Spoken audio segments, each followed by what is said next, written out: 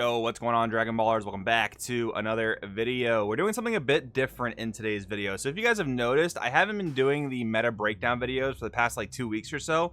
And that's because this format, I just find it extremely uninteresting. Like, I think the format's fine. I think it's relatively balanced. Obviously, green and black are a little bit lacking, but I do feel like you can play quite a few decks within blue, red, and yellow, which is cool. But how often do you guys want to hear about the next like Sin, SS4, or Gamma deck that's won an event, right? No shame to anyone who's playing those decks. Like, the meta is a thing for a reason. Kudos to everyone who's been winning and topping with those decks. This is in no means trying to say anything negative about them. All I'm saying is it's a bit boring. I'm not really interested in covering it right now until we hopefully get a big meta shakeup come set 21. However, there were some interesting decks in the recent Top Cut webcam regional, and that's what I want to do in today's video. I want to bring your guys' attention to those decks and just talk about them a little bit. We've got, I believe, 6 decks here today to talk about, some more interesting than others, but we are going to break them down. So if you guys are new here, make sure to subscribe, hit that bell so you never miss a video. And if you guys do want to buy any cards for these decks, or any trading cards for that matter, it does really help me out if you were to use my link in the description to TCG Player. I really would appreciate it. Anyways, let's jump right in, starting with Dane's third place Surge Broly deck. Now, this is really cool because we've actually been talking a bit about this leader as a team, so it's pretty cool to see this leader actually putting up results before any of us decided to play it. We didn't know other people were looking at this leader, so pretty cool stuff. Let's take a quick look at what the leader's all about. So, auto once per turn, when you combo with a red or green card, draw one. That's not necessarily a card generation effect because you typically even out, but when you do combo a card that draws a card, like a super combo, it does actually become a +1, and then you make Z energy, which is just an added cherry on top, right? So then we have the classic Surge Awaken, which anyone who's newer to the game might not even understand how Surge Awaken works. So basically, you take one red card and one green card in your hand. You can use a red-green card to satisfy either of those conditions. You put them under your leader, you draw 2 cards to make up for the 2 you put under, and then you untap 2 energy. Then we go to our backside. Now, this is pretty common with most Surge leaders. We do not really have any advantage generation. We don't have any attacking draws on our Awakened Surge leaders, but instead we have one of 2 effects that can be activated when your life's at 3 or less by discarding a card underneath your leader. You can either choose one battle card in your drop area, combo with it, and this card gains double strike for the turn. Notice this is not the same as most drop area combo effects in modern Dragon Ball, where it negates the skills of whatever you combo with. You will actually get to use whatever effect of whatever card you combo with. In this case, that would be Gogeta Battle's Beginning, the super combo, right?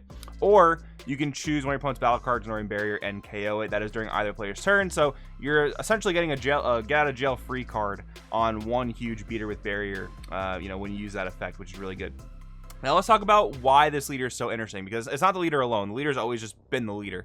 The leader is so interesting because of the synergy with Gogeta Battle's Beginning being a super combo tied to your Z energy. So we have a leader that makes Z energy really, really efficiently, and then the super combo that doesn't care about your life total. As long as you have 2 or more Z energy, it draws a card when comboed. There is also Vegeta Preparing for Battle, 2-cost red card. Activate main, place this card from hand in your drop area. Choose one Veku or Gogeta BR, regardless of color, in your drop and add it to your hand. So you super combo with Gogeta BR here, you use Vegeta to pick it up. So now you're doing Bulma levels of degenerate things where you're picking up super combos from the drop area to then reuse them. Combo that with our leaders on Awakened side, and that is going to be a +1 in advantage every single time you pull that off. The cool thing too is, like, this has been a combo that people have been talking about for a little bit, but it's really hard to play a red card at any high number of copies in a mono green deck. This leader fixes that issue by being a red green deck. You've also got Chi-Chi Motherly Majesty, which has always been a staple in this type of deck.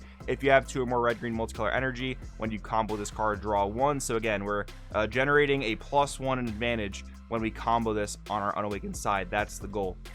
This build also seems to revolve heavily around Piccolo Junior Eradicator of Peace, perhaps the, I don't want to say best 2-drop in the game. That's probably been power crept a little bit in that regard, but probably the best 2-drop multicolor card in the game. I'll say that. Maybe I'm wrong, but this card is absolutely insane. Firstly, draws you 2 cards, deals the damage automatically, and then usually swings for a huge number. Oftentimes, you're going to combo it with Trunks, a Helping Blast, because it's a free play. You can just throw down next to the Piccolo and automatically set up that alliance. So that's a minimum of 21k, and then whatever else you're able to alliance on top of that, right? And then we have some other staples, really cool that you can kind of just dip in between the colors and pull the best cards out. So here we have like the Fated Rivals combo, and we have the Super Saiyan Gohan defeating the demon as just a great red staple. So lots of cool stuff here. Definitely wanted to shout some light on it because, again, it is a leader that we've been looking at as a team.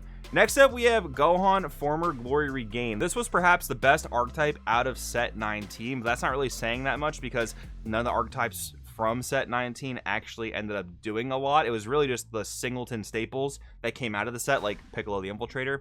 But basically, the point of this deck is to basically combo your hand on every single attack possible once you're on your Unawakened side, and then redraw 3 cards. So we have a lot of things here that facilitate that. We have, of course, our super combos, dump those and dump additional combo that you might draw. We also have Shu Deluge of Power, which when comboed on a blue battle card gives it this card plus 5k combo for the turn, making it a free 10k. We don't have, which I find slightly interesting, we don't have the Black Supreme Kai of Time, where if you have 5 or less cards in your hand, it's also a 10k combo.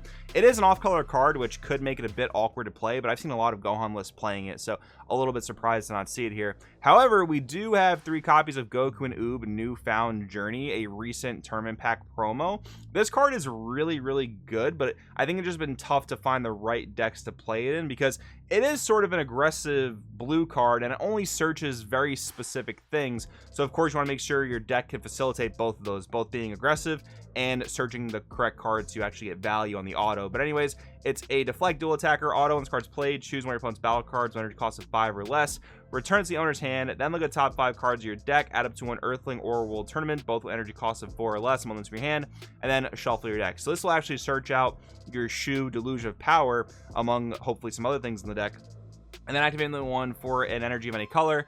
If your leader is blue or a World Tournament and you have 3 more energy, play this card from your hand. So admittedly, the search targets for this card are probably pretty low. I mean, you've got your Pans, you've got your Gohan Wrathful Awakenings, you've got your Shu Deluge of Power, but I think we're a little bit low on search targets. But that's probably not the most important part. It's probably just more important that it is a dual attacker that you can then throw a ton of combo onto. That's probably the main thing here. Another cool inclusion is SS3 Tag Team Trunks, and overall that hasn't seen too much play because giving it double strike is just so costly. Not only do you lose the card out of your hand to play this card, it doesn't replace itself, but then you're warping another card to give it double strike and no additional power. But that's not a big deal in this deck because you can use Activate Battle to warp like an extra card out of your hand that you normally would not be able to get out of your hand, and then drop a bunch of combo and then use your leader's ability to redraw 3 cards. So it really does have nice synergy in this deck in particular. And with so many copies of this, that's probably why we're not playing Supreme Kai of Time in this deck, just way too many off-color cards. But again, a very cool strategy that I wanted to shine some light on. Next up, we have Green Gotenks, perhaps the most fan favorite green deck there is currently. That's at least until SS2 Gohan comes out in set 21. Lots of people have their eyes on that, but it's always a cool deck to take a look at because I feel like you can build it in a lot of different ways and, you know, kind of get rewarded for deck building with this particular strategy. So the first thing I'm noticing, for example, we have 4 copies of SS3 Gogeta Carefree Combatant. There's a huge difference between playing this unison and playing SS3 Vegeta, which before the reboot leader came out, that was the unison of choice for this type of strategy with the original leader. Now, this unison offers you consistency as where Vegito offers you power. So Vegito with the -7, you're able to burn one of your opponent's lives and then take 3 cards out of their hand. That's a very powerful game-ending effect when paired with Cell Xeno, which is our STR of choice in this deck. That can win you the game right on the spot. If your opponent has a relatively big hand, you just took 6 cards for them for 0 energy, and that's really, really good. I guess nowadays with Smoke Dragon being a pretty popular sideboard option, pulling that off is probably easier said than done, but this unison, like I said, offers consistency. You can grab your fusion pieces, which means your brick potential is far less. Like, you need very specific cards in your hand to play this deck. You need your Gotenkses, you need your fusion materials, and if you don't have those in a timely manner, you could definitely run into a bit of trouble. So that's where this unison definitely kind of fills that role. And while, again, you're losing a bit of power, you're making up for that inconsistency, so at least you can theoretically drop your Gotenks Grim Reaper of Justice every single game when you want to, right? So yeah, pretty cool stuff here, and again, this will benefit a lot from some of the set 21 stuff that we're seeing with the SS2 Gohan leader, at least from what I'm remembering. Then we have Scott Dashie's King Piccolo deck profile. I'm pretty sure this is almost the same exact list that I profiled for him on the channel a week or two ago. But again, wanted to shine some light on it because people are doing some things with green in this format, and it's always cool to see. Green might be even one of the best colors next format, depending on the ban list. I don't think without a ban list, even with how good SS2 Gohan's looking, I don't think it can rise up that far. But it is looking like a really strong deck, and the right ban list will probably propel it even further. But enough of the tangent. I did just want to show off the King Piccolo list here. What's funny is like how few different cards Scott is playing in this list, right? That's funny enough. It's just very consistent. It's 50 cards. It's a lot of the same cards. So this thing is really just going for its strategy every single game. And yeah, if you guys want more on that, I do have a deck profile for this here on the channel. Again, I'm pretty sure it's almost the same exact build, so that'd be funny if it was. And then wrapping up with the last two decks that are somewhat interesting, we have Bulma here. Bulma having seemingly completely fallen off ever since my teammate Danny won the first regional of this format with Bulma. But I gotta say, this SCR Golden Cooler Radiant Pride, absolutely insane for Bulma. Like, there are a few decks that can play this SCR well, as crazy as it sounds. Golden Frieza is one of them, because when you play it, you're typically going to untap 2 energy, so you're not fully tapping out 5 for this card. And then besides that, you have Bulma, who's going to set up infinite blockers to not really get punished for tapping out. It's even probably relatively easy for Bulma to like not awaken until turn 5 if they really want to do that. Play Golden Cooler, awaken, untap 2, and then keep 2 open for defense, right? That's probably a pretty realistic thing for this leader. And while I don't think this is like one of the more fun decks in the game, it is definitely something that we want to shine light on, because it's not one of the more highly played decks. And then finally, I'm going to spend a very little amount of time on this. I don't mean that as any like slight to this player. I just have never gone through the time of committing every single black Shenron card to memory. Like 90% of this deck, I don't even know what they do. And luckily, I've never had the misfortune of having to play this thing or against this thing in tournament. So I haven't had to like ask my opponent what every single one of their effects do. But I know that generally it is a mill deck, and mill has not been too popular in this format. We've seen some red cooler here and there. We've seen some Janemba here and there. But, mill has not been in the glory days it once was back in the set 4, set 5 days. But yeah, if you guys are looking to play this deck, which I think Black Sin is a really cool character, I wish the archetype was a little bit more my playstyle. But yeah, definitely wanted to shine some light on this one as well. But anyways, guys, that's what I got for you in today's video. 6 really cool decks that actually managed to top this past weekend. I'll probably keep doing this for the rest of this format instead of the normal meta breakdowns, unless we see some really crazy stuff where like Sin and Gogeta and Gamma like don't top or something. I don't know, but we'll play it by ear. Let me know what you guys think in the comments. Thanks for watching, and I'll see you guys in the next one.